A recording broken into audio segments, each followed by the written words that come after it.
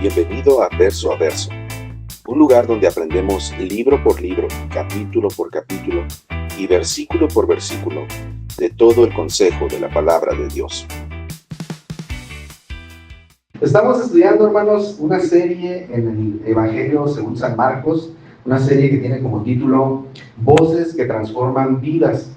Ya hemos estado varias semanas estudiando esto de las voces que transforman vidas y hemos visto, por ejemplo, que Juan el Bautista decía de él mismo que era una voz que clama en el desierto.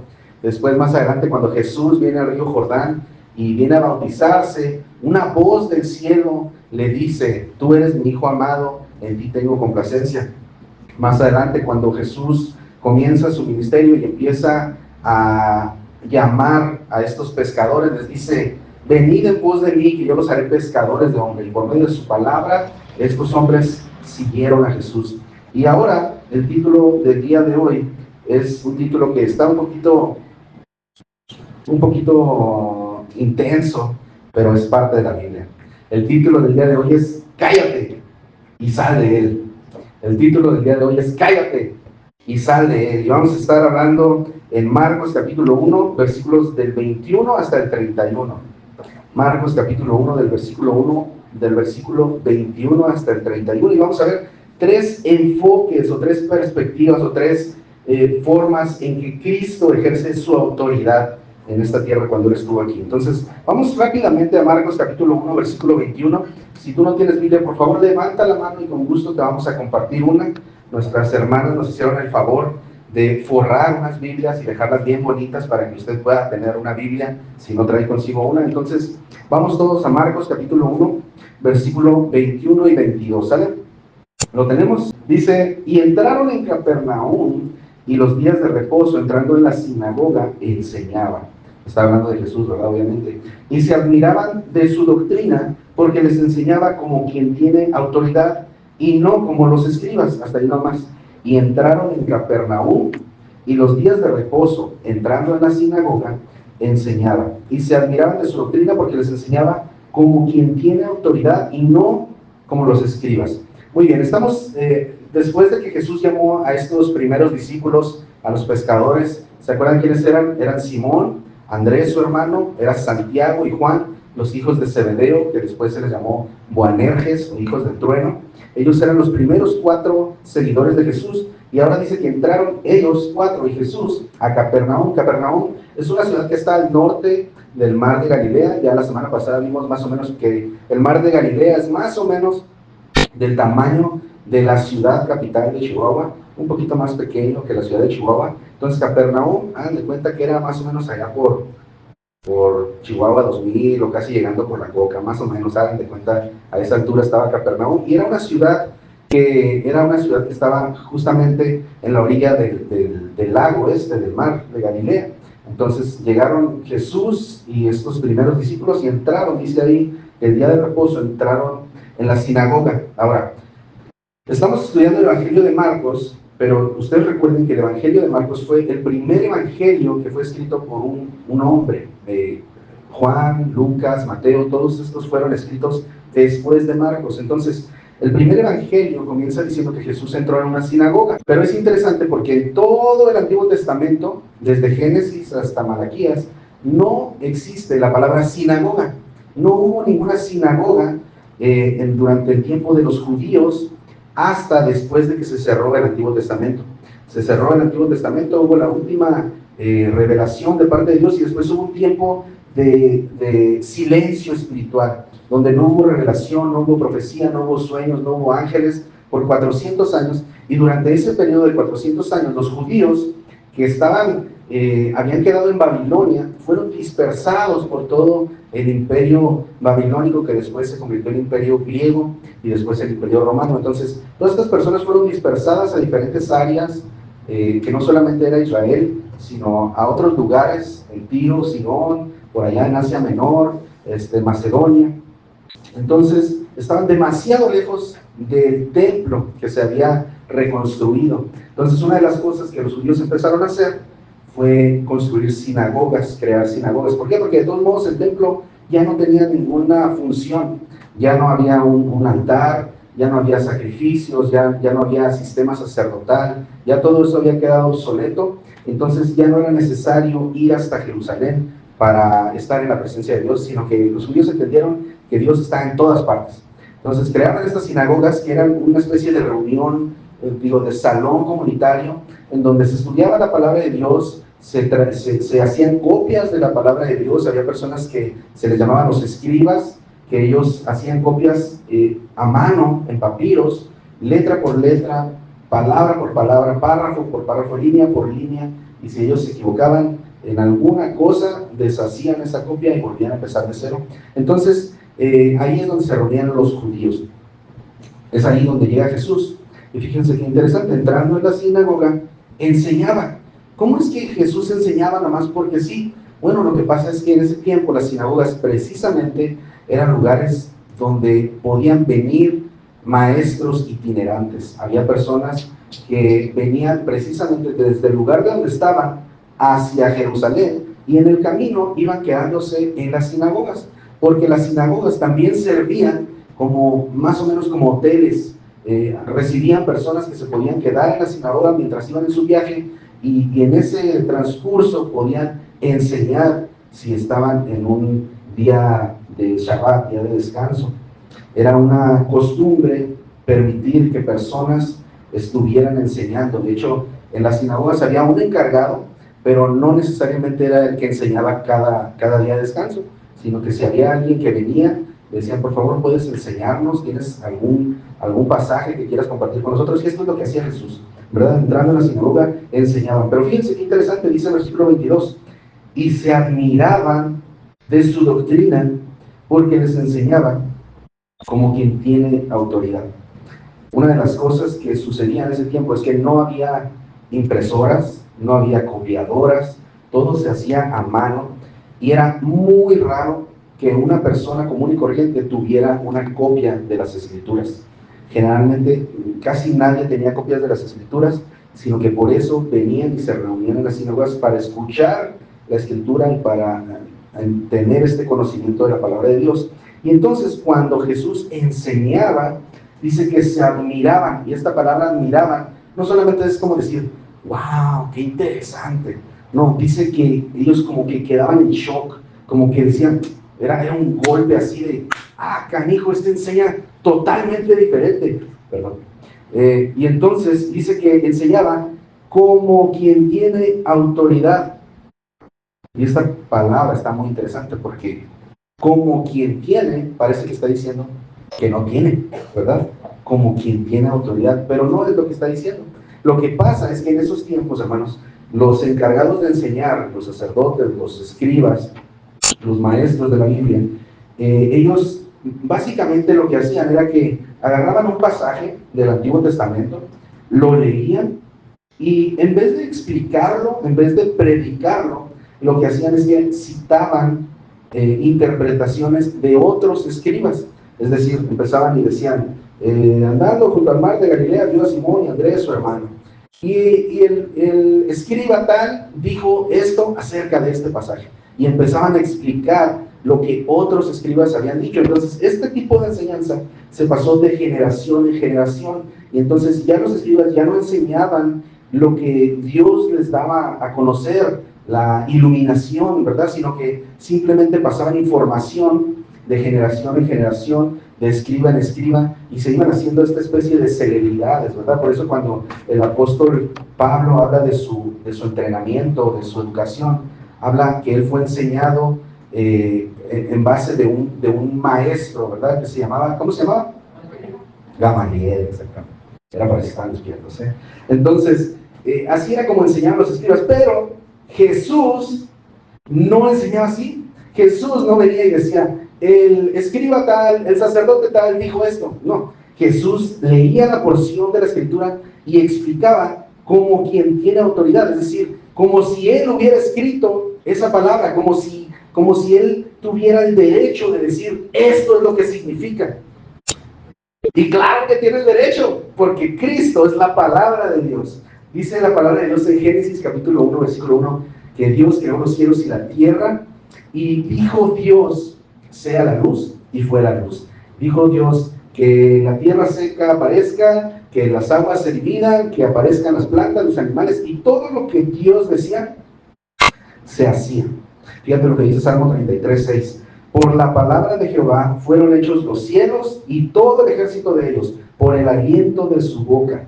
Tema a Jehová toda la tierra, teman delante de él todos los habitantes del mundo, porque él dijo y fue hecho, él mandó y existió. Entonces estamos viendo que desde Génesis la palabra de Dios tenía autoridad. Lo que Dios decía es lo que se hacía. Él creó los cielos, creó la tierra, creó las plantas, creó los animales, y todo lo que Dios dijo por medio de su boca se hizo.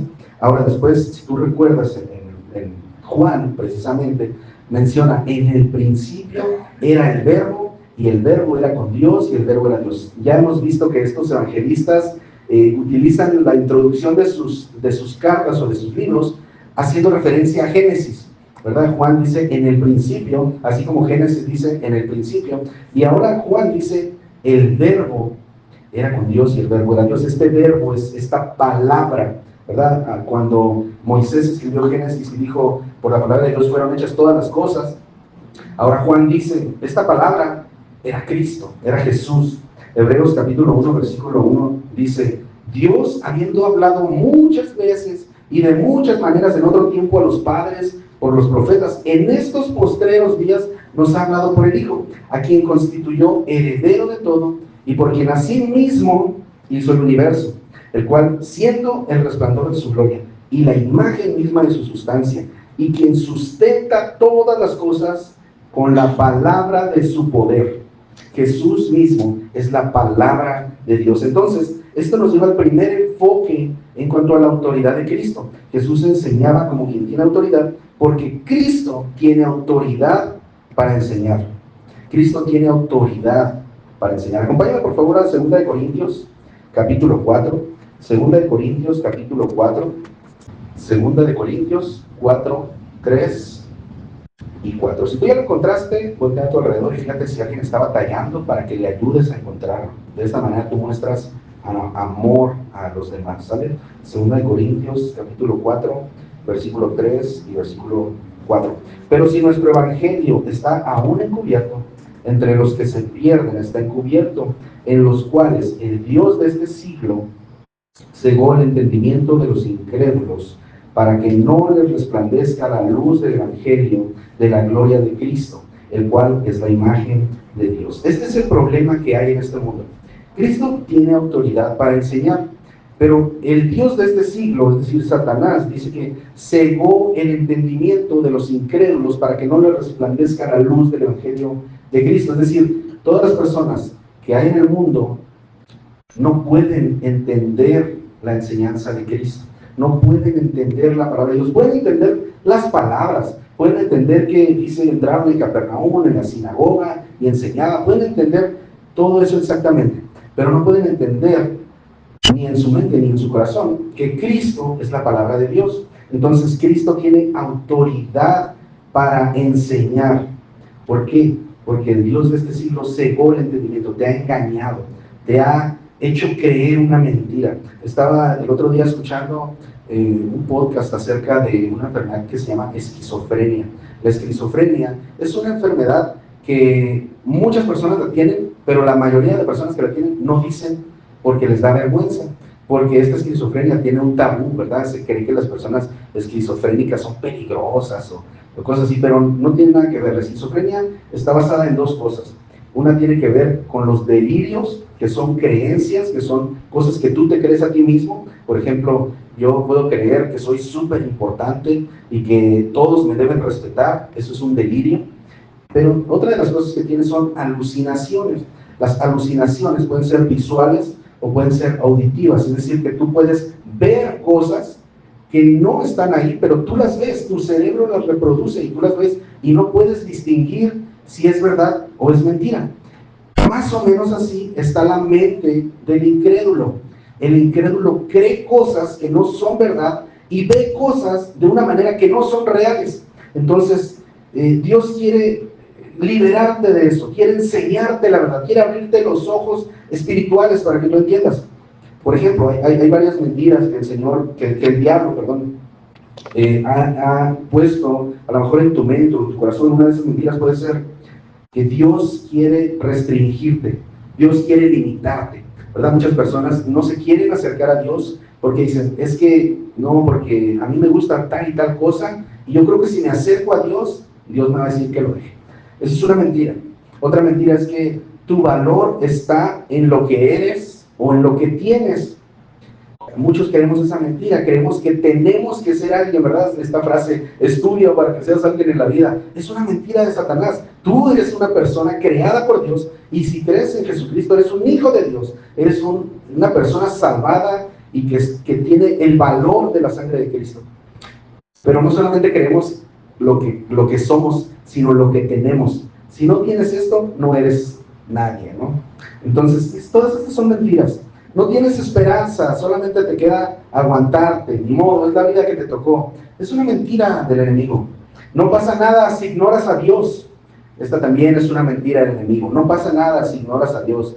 Puedes pasar toda tu vida ignorando a Dios y todo va a estar bien, no te preocupes. Es una mentira del enemigo.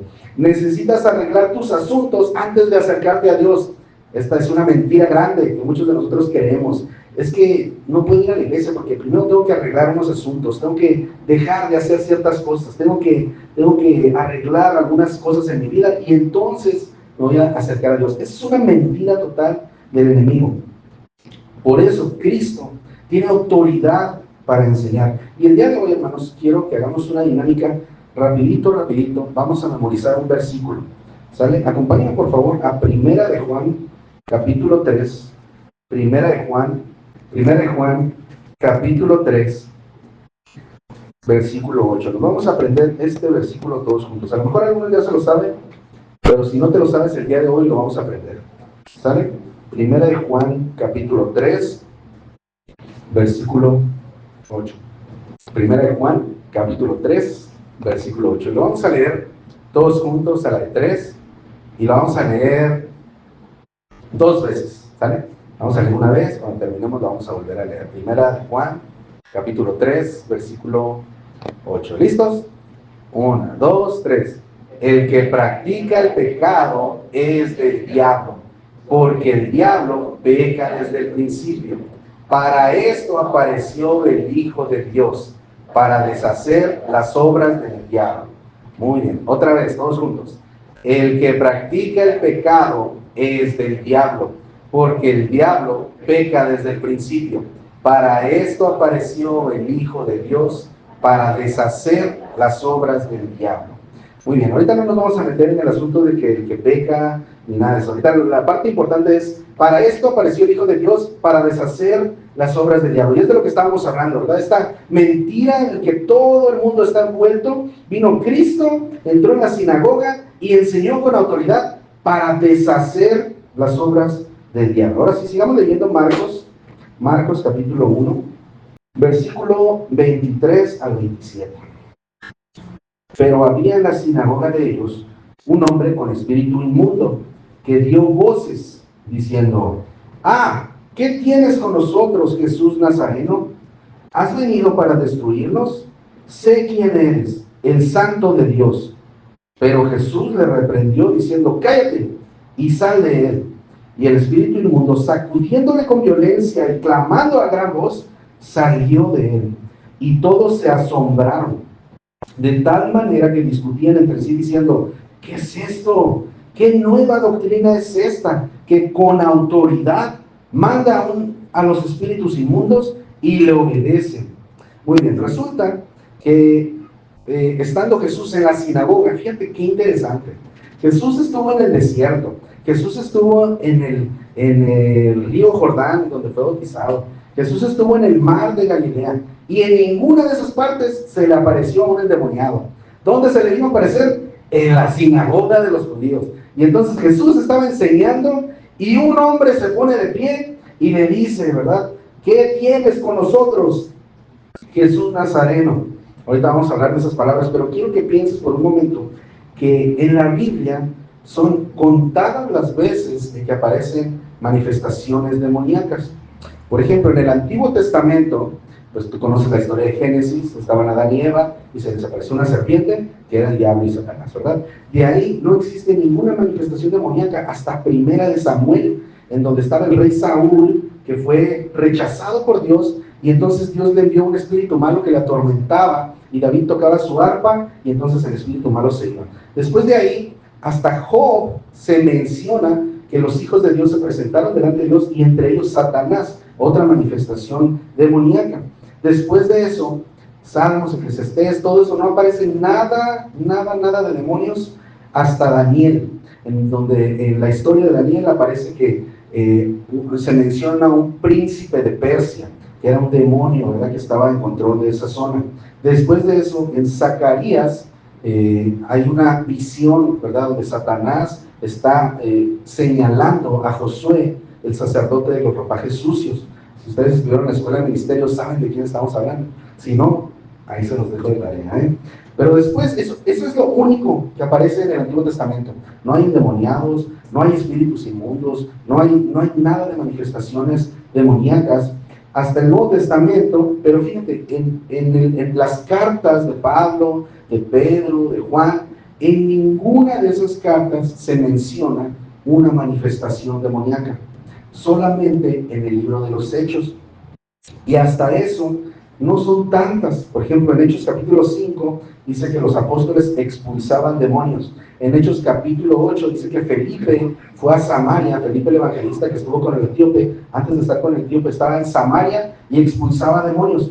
Después en Hechos 16, el apóstol Pablo iba caminando y una mujer, una joven, venía diciéndoles: ustedes son siervos del Dios Altísimo. Esta mujer tenía un espíritu de adivinación y Pablo se voltea y dice: sal de esta mujer, ¿verdad? Después en Hechos 19 se menciona que había unos exorcistas ambulantes, hijos de un tal Esceva, que el demonio pudo más que ellos y salieron bien golpeados y desnudos. Y después en Hechos 19 Pablo dice que hacía muchos milagros y echaba fuera demonios, y que venía la gente y le daban paños o pañuelos, y que por medio de esos pañuelos demonios salían de la gente. Esas son las únicas manifestaciones que se mencionan tanto en el Antiguo Testamento como en el Nuevo Testamento, sin contar los evangelios. ¿Por qué? Porque en los evangelios es donde aparece todo tipo de manifestación demoníaca, porque Cristo estaba presente, Cristo estaba en la tierra y el reino de las tinieblas temblaba ante su presencia. Si te fijas, por ejemplo, mencionamos hace poco que Jesús fue al desierto y era tentado por Satanás, ¿verdad? No pasan muchos días cuando Jesús llega a la sinagoga en Capernaum y aparece un endemoniado. Vamos a leer más adelante que después llegan a la casa de Pedro y le traen un montón de enfermos y endemoniados. Después, en Mateo capítulo 9, Jesús expulsa un demonio de una persona que estaba muda. El demonio lo hizo mudo. Mateo capítulo 12, también una expulsión de un demonio de un hombre que estaba ciego y sordomudo. No, ciego y mudo. Marcos capítulo 7, había una mujer que se acercó con Jesús y le dijo: tengo una hija que está poseída por un demonio, y Jesús la ignoró, le dijo: vete para allá. Pero la mujer sirofenicia siguió y siguió hasta que Jesús le dijo: está bien, tu hija fue sanada, ¿verdad? Y no tiene espíritu. Marcos 9, un padre le dice a Jesús: por favor ayuda a mi hijo porque es epiléptico, es lunático, y el demonio lo avienta al fuego, lo avienta al agua. Lucas capítulo 8 menciona que había muchas mujeres que fueron liberadas de espíritus inmundos, entre ellas María Magdalena, a la que Jesús le sacó 7 espíritus. Después en Lucas 13 encontramos que Jesús expulsa un demonio de una mujer que estaba encorvada. Ahí por aquellos que están encorvados, hagan fila para no se crean. Y luego, pues obviamente sabemos de Judas Iscariote, que dice: Satanás entró en su corazón para traicionar a Cristo. Y pudiéramos mencionar todavía a lo mejor a Ananías y Zafira, que vendieron su terreno y dieron parte del dinero y dijeron que era todo el dinero, y Pedro les dice: ¿por qué dejaron que Satanás entrara en su corazón? No necesariamente está diciendo que fueron poseídos, pero quién sabe, ¿verdad? Y finalmente el mismo Pedro, cuando Jesús le dice: quítate delante de mí, Satanás, porque ves las cosas a la perspectiva humana, ¿verdad? Entonces, es interesante que tanto en el Antiguo Testamento como en el Nuevo Testamento no hay tanta manifestación demoníaca, sino en los evangelios. Y ahora fíjate qué interesante, porque este espíritu inmundo le habla a Jesús y le dice: ¿qué tienes con nosotros, Jesús Nazareno? Esta palabra de Jesús Nazareno era bien despectiva, porque sabemos que Nazaret era un pueblo despreciable. La gente decía: algo bueno puede salir de Nazaret. Entonces, cuando este espíritu inmundo le está diciendo: ¿tú qué, Jesús Nazareno? ¿Verdad? ¿Tú qué? ¿Verdad? Le está despreciando totalmente. Pero además le dice: ¿has venido para destruirnos? Sé quién eres. Esta palabra "sé quién eres" era una palabra que se utilizaba en esos tiempos precisamente por los exorcistas ambulantes que trataban de expulsar demonios. Y lo que ellos hacían es que se acercaban a la persona que estaba endemoniada, le decían al demonio: ¿cómo te llamas? Y entonces el demonio le respondía, y esta persona, el exorcista, le decía: sé quién eres. Y entonces le nombraba el nombre de otro demonio y le decía: en el nombre de tal otro demonio, sal de este hombre. Y así es como se hacían los exorcismos, ¿verdad? Entonces, cuando este demonio le habla a Jesús, le está diciendo: ¿tú qué, Jesús Nazareno? Sé quién eres. Está tratando de controlar a Cristo. Está no solamente despreciándolo, sino está tratando de imponer su autoridad sobre Cristo. Y le dice: vienes a destruirnos, yo sé que eres el Santo de Dios. Ahora, esto es interesante. El espíritu inmundo trata su mayor esfuerzo de controlar a Cristo, pero él sabe quién es Cristo. Le dice: yo sé quién eres el Santo de Dios, y vienes a destruirnos, vienes a sacarnos de la jugada. Ahora, ¿por qué es interesante esto? Porque los demonios creen en Jesús, saben quién es, saben qué autoridad tiene, saben que es el Hijo de Dios, pero los hombres, tú y yo, dudamos de Jesús, dudamos de su autoridad.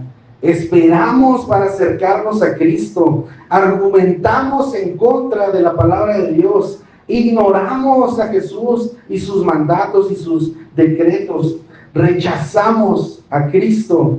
Y algunos dicen que creen en Cristo, pero no creen.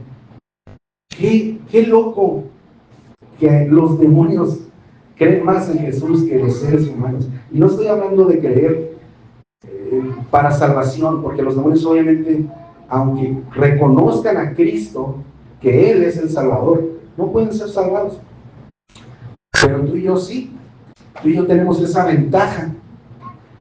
Tú puedes ser salvo de la ira venidera. Precisamente dice: vienes a destruirnos porque Dios preparó un lugar especial para Satanás y sus demonios, que se llama infierno, y después el lago de fuego, y saben que ahí van a ir. Tú puedes ser libre de ese lugar si tú crees en Jesús, si tú crees que Él es el Salvador, si tú crees que Él es el que puede perdonar los pecados, si tú crees que Él es santo y tú pecador, y que Él murió por ti para recibir el castigo que tú merecías. Así que el día de hoy yo te quiero invitar a que tomes esta decisión. Si tú todavía no crees, te puedes poner así: mira, aquí están los demonios y aquí estás tú. Pero tú puedes creer y no, obviamente no ser como un demonio, sino ser salvo, ¿verdad?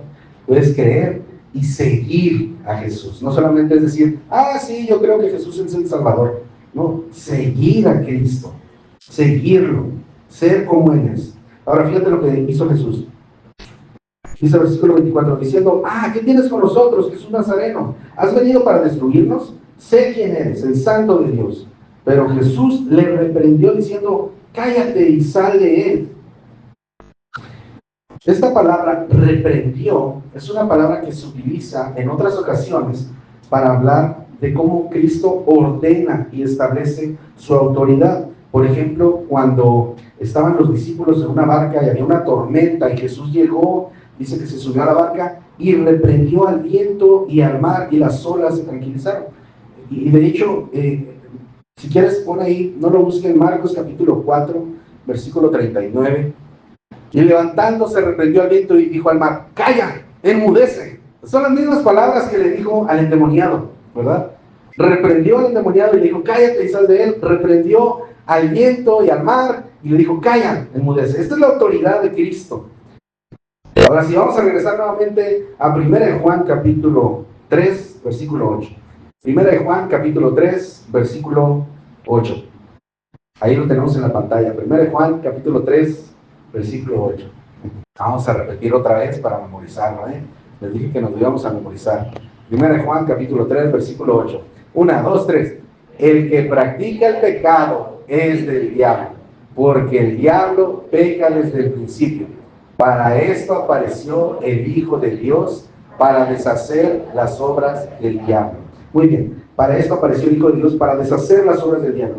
Si tú te fijas, cuando Dios creó el universo, todo era bueno en gran manera. No había desastres naturales, no había terremotos, no había tsunamis, no había estos, ¿cómo se llaman? Tornados, no había nada de eso, gracias. Y cuando Jesús se sube a la barca y reprende al viento y al mar, estaba reprendiendo las obras del diablo. El diablo es capaz de manipular el clima ambiental. Si no me crees, ve a Job y ahí vas a ver que Satanás puede traer un viento del norte y derrumbar la casa de los hijos de Job.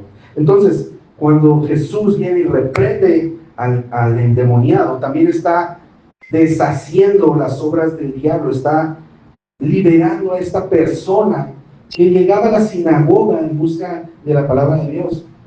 Entonces, fíjate lo que dice, lo que dijeron las personas. Versículo 27 en Marcos 1. Y todos se asombraron. Nuevamente esta palabra asombraron, ¿verdad? Quedaron impactados, estaban en shock.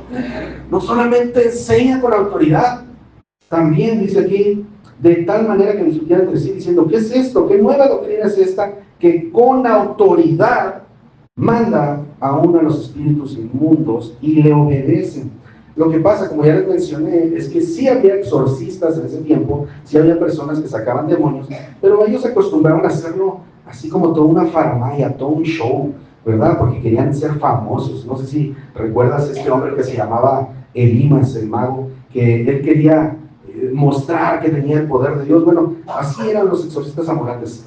Llegaban con un endemoniado y le empezaban a decir un montón de conjuros y palabrería, y luego hacían sus rituales, así como hoy en día hay personas que hacen sus cosas así de brujería, que como una ramita, que un huevo. Así era en ese tiempo, hacían un montón de rituales, palabrería, recetas raras, pero llega Jesús y le dice, cállate y sal de ese hombre, y lo hace con autoridad.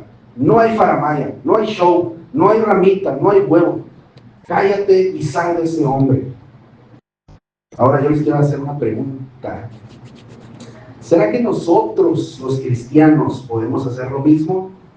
¿Será que nosotros, los cristianos, podemos llegar con la autoridad de Cristo y encontrarnos un endemoniado? Les voy a decir quiénes son los endemoniados, así, para que sepan rápidamente. Ustedes han visto personas que están así en la calle hablando solos, golpeando al aire. Ellos seguramente tienen un demonio. Entonces, nosotros podemos llegar con uno de ellos y decirle, cállate y sal de ahí. ¿Qué piensan? ¿Que sí o que no? Bueno, vamos a ver qué es lo que dice la Biblia, ¿verdad? Lucas capítulo 9, versículos 1 y 2. Lucas capítulo 9, versículos 1 y 2. Muy bien, está diciendo que Jesús, dice, habiendo reunido a sus 12 discípulos, les dio poder y autoridad sobre todos los demonios y para sanar enfermedades. En este tiempo, Jesús ya tenía muchos seguidores. De hecho, desde que leímos ahorita en Marcos capítulo 1, dice que la gente se agolpaba para venir y ser sanados y echar fuera demonios. Entonces, ya había muchas personas que seguían a Jesús. Pero dice aquí que reunió a sus 12 discípulos y a ellos les dio poder y autoridad sobre todos los demonios. ¿Será que nomás a los discípulos les dio autoridad? ¿Será que solo los apóstoles de Cristo podían expulsar demonios? Bueno, vamos ahí mismo en Lucas, pero en capítulo 10. Lucas capítulo 10, versículo 1. Después de estas cosas, designó el Señor también a otros 70, a quienes envió de 2 en 2 delante de él a toda ciudad y lugar a donde había de ir. Ahora vamos a brincarnos hasta el versículo 17. Acuérdense, eran 70. Versículo 17. Volvieron los 70 con gozo diciendo, Señor, aún los demonios se nos sujetan en tu nombre. O sea que, aparte de los discípulos, de los 12 apóstoles, había 70 más que podían expulsar demonios. Bueno, vamos a seguir leyendo. Hechos capítulo 19. No pierdan su dedo de Lucas 10, ¿ok? Ahí guarden su dedo de Lucas 10 y vamos a Hechos capítulo 19. Hechos 19. Hechos 19, versículo 11. Y hacía Dios milagros extraordinarios por mano de Pablo, de tal manera que aún se llevaban a los enfermos, los paños o delantales de su cuerpo, y las enfermedades se iban de ellos y los espíritus malos salían. Hasta ahí estamos bien, ¿verdad? Es el apóstol Pablo. Aunque el apóstol no era de los 12 que Jesús escogió, sabemos que sí era un apóstol llamado por Dios, porque Jesús se le apareció y le dijo que tú vas a ser apóstol. Entonces Pablo tenía poder para sacar demonios, ¿verdad? Versículo 13. Pero algunos de los judíos, exorcistas ambulantes, intentaron invocar el nombre del Señor Jesús sobre los que tenían espíritus malos, diciendo: os conjuro por Jesús, el que predica Pablo. Había 7 hijos de un tal Esceva, judío, jefe de los sacerdotes, que hacían esto. Pero respondiendo el espíritu malo, dijo: a Jesús conozco y sé quién es Pablo, pero vosotros quiénes sois. Y el hombre en que estaba el espíritu malo, saltando sobre ellos y dominándolos, pudo más que ellos, de tal manera que huyeron de aquella casa desnudos y heridos. Entonces, estamos viendo que por ahí hay unos que no pueden, que no tienen esa autoridad, aunque hablan en nombre de Jesús. Dice ahí que eran judíos, que eran exorcistas ambulantes, y que trataron de expulsar un demonio y que no pudieron. Ahora vamos a Marcos, en Marcos capítulo 9, estamos viendo que ahí, en este que acabamos de ver en Hechos, eran unas personas extrañas, ¿verdad?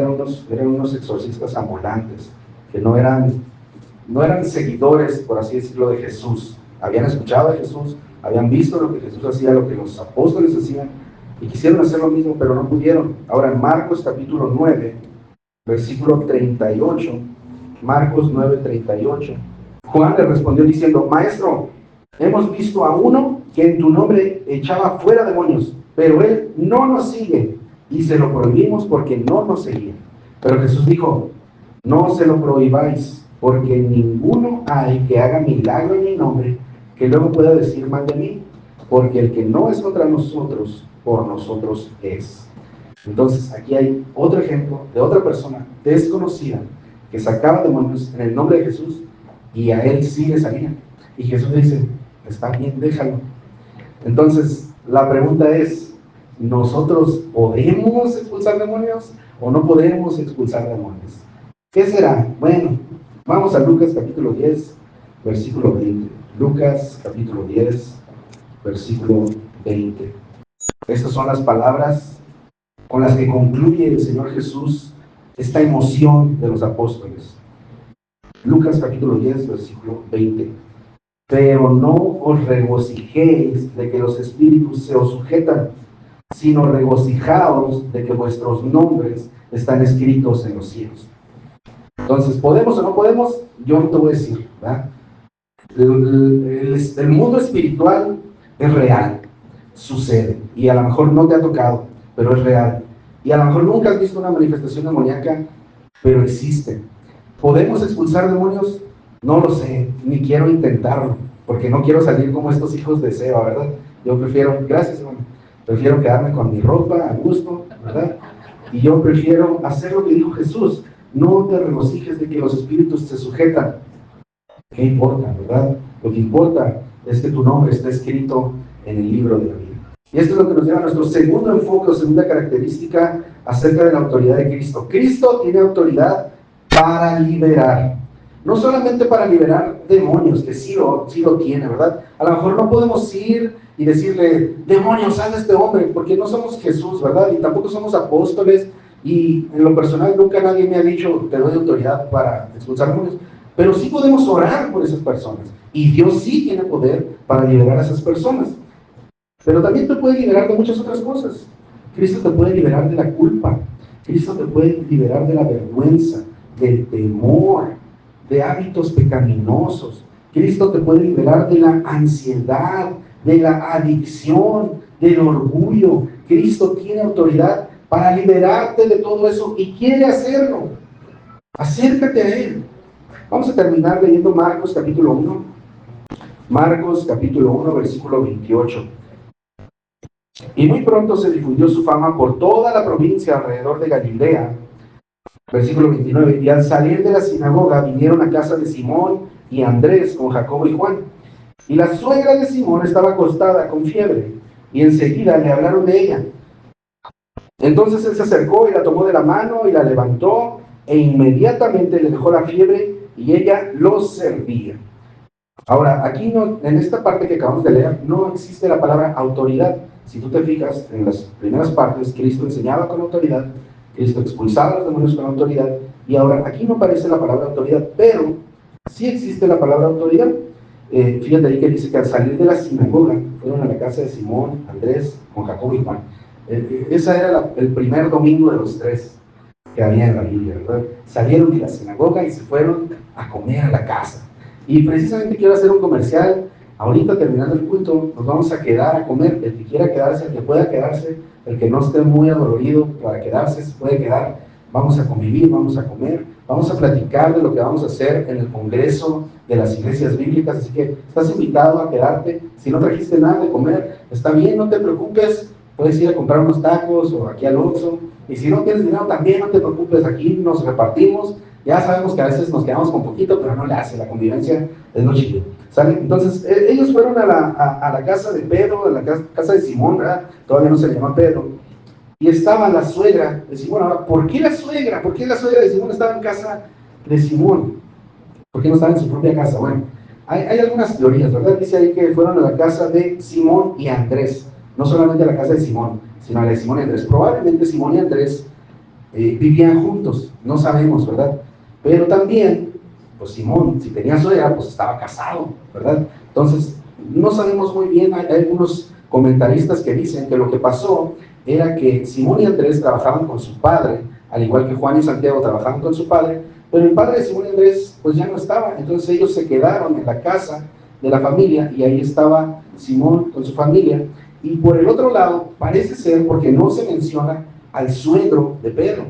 Entonces probablemente la suegra de Pedro era viuda, y entonces Pedro se estaba haciendo cargo de ella y la tenía en su casa. No sabemos, ¿verdad? La Biblia no nos dice eso, solamente es algo que podemos más o menos pensar, tomando en cuenta la información que nos da, pero lo que sí sabemos es que ella estaba acostada con fiebre. Ahora, si tú eres hombre y estás casado, y has visto cuando tu mujer se enferma, pues tú sabes que para que esté en cama está bien difícil. Pero la suegra de Pedro estaba en cama con fiebre. Ya te imaginarás cómo estaba, que ni siquiera se levantaba. Es más, llegó Jesús, llegó Simón, llegaron visitas y no se levantó. Estaba en cama con fiebre, estaba muy enferma, muy enferma. Entonces Simón, dice ahí que le hablaron de ella. Esa pudo haber sido otra razón para ir a la casa de Simón después de la sinagoga. No solamente fueron a comer, sino: Jesús, quiero que sanes a mi suegra. Entonces, dice ahí que la tomó de la mano y la levantó e inmediatamente dejó la fiebre. Pero, vamos a Lucas, por favor, Lucas capítulo 4. Lucas capítulo 4. Y acuérdense que otros evangelistas nos cuentan estas mismas historias, pero a mayor detalle. Entonces, Lucas capítulo 4, versículo 38. Entonces Jesús se levantó y salió de la sinagoga y entró a la casa de Simón. La suegra de Simón tenía una gran fiebre y le rogaron por ella. Versículo 39. E inclinándose hacia ella, fíjate qué palabra usa, reprendió a la fiebre, y la fiebre le dejó, y levantándose ella al instante le servía. Entonces, les había dicho que no decía la palabra autoridad, pero acá en Lucas estamos viendo que Jesús con autoridad reprende la enfermedad. Vamos nuevamente a memorizar nuestro versículo, 1 de Juan, capítulo 3, versículo 8. 1 de Juan, capítulo 3, versículo 8. 1, 2, 3. El que practica el pecado es del diablo, porque el diablo peca desde el principio. Para esto apareció el Hijo de Dios, para deshacer las obras del diablo. La muerte, el dolor, la enfermedad son consecuencia de las obras del diablo. Cuando Dios creó a los seres humanos, los creó para vivir eternamente, sin enfermedad, sin envejecimiento, sin dolor, sin caderas quebradas. Pero cuando el diablo, Satanás, vino y tentó a Eva y a Adán, la consecuencia fue la muerte y el dolor. Jesús vino a deshacer las obras del diablo. Ahora, fíjate qué interesante, porque dice que la curó y enseguida le servía. Y esto puede sonar un poquito extraño, ¿verdad? Levántate porque tenemos hambre, ¿no? Pero no fue así. Al contrario, ella se sintió tan bien, se sintió perfectamente bien. No hubo temporada o tiempo de recuperación. No es que te quito la enfermedad y espérate poquito ahí mientras te sientas bien. No, se sentía totalmente bien, como si no hubiera estado enferma, y les empezó a servir. Ahora, si Jesús hubiera querido que ella le sirviera, pues entonces, ¿para qué la sanó? Porque Jesús tiene el poder para sanar. Entonces tenía poder para crear un banquete en ese momento, pero no lo hizo, la sanó y entonces permitió que ella le sirviera. Tercer y último enfoque: Cristo tiene autoridad para sanar. No solamente fue que la sanó de su salud, le quitó la temperatura, la fiebre, sino que la regresó a su estilo de vida normal. Cristo quiere regresarte a tu estilo de vida normal. No solamente se trata de lo físico, sino de lo emocional.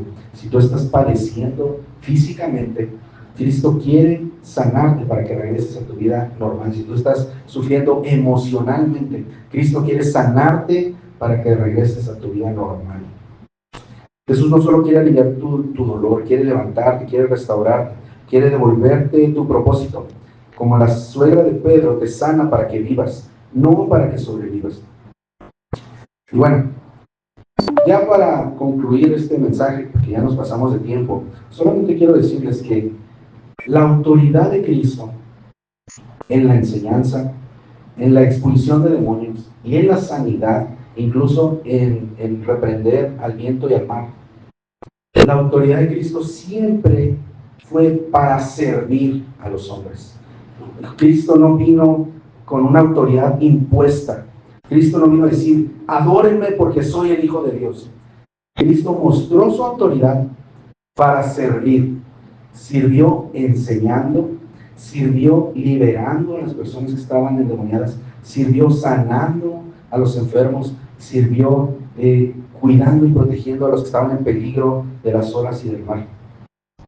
Mateo 20:25 dice, sabéis que los gobernantes de las naciones se enseñorean de ellas, y los que son grandes ejercen autoridad y potestad sobre ellas, mas entre vosotros no será así, sino que el que quiera hacerse grande entre vosotros será vuestro servidor, y el que quiera ser el primero entre vosotros será vuestro siervo, como el Hijo del Hombre no vino para ser servido, sino para servir y para dar su vida en rescate por muchos. Así que si el día de hoy tú quieres ser una persona de autoridad, no solamente en la iglesia, no solamente en tu trabajo, no solamente en tu casa, si quieres ser una persona de autoridad, empieza a servir, empieza a servir. La autoridad no se impone, la autoridad no se gana, la autoridad se recibe al someterse a Cristo. Jesús no gritó para ser escuchado, sirvió para ser imitado. Así que puestos de pie, ¿qué les parece si volvemos a decir nuestro versículo de memoria y con esto quedamos despedidos? 1, 2, 3. El que practica el pecado es del diablo, porque el diablo peca desde el principio. Para esto apareció el Hijo de Dios, para deshacer las obras del diablo. Señor, te damos gracias por tu palabra que nos muestra tu autoridad, nos muestra que necesitamos someternos a esta autoridad que no es impuesta, no es ganada, sino que tú nos has mostrado esa autoridad por medio de tu servicio. Ayúdanos a imitarte de esa misma manera, a servir a los demás y por medio de eso mostrar que estamos sometidos a tu propia autoridad, Señor. Te damos gracias en el nombre de nuestro Señor Jesucristo. Amén.